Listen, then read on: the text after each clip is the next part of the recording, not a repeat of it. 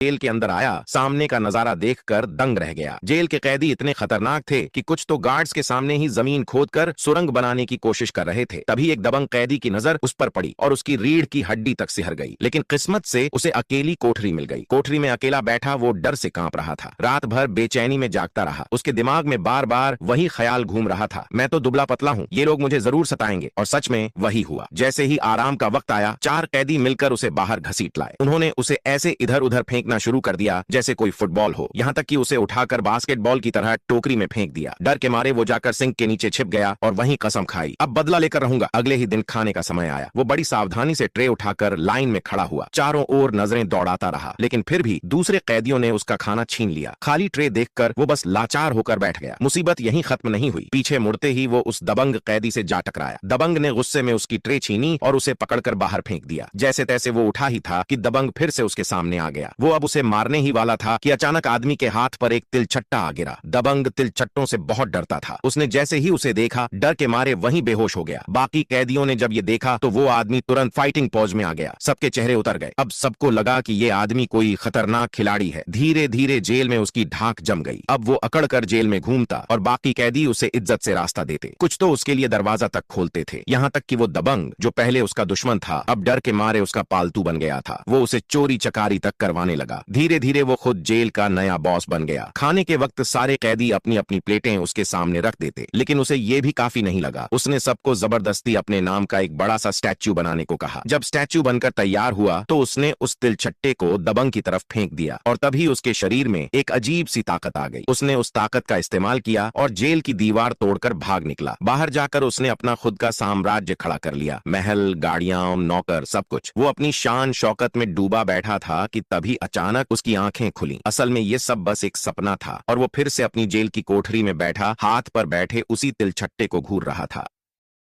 Be the only Pataka this Diwali.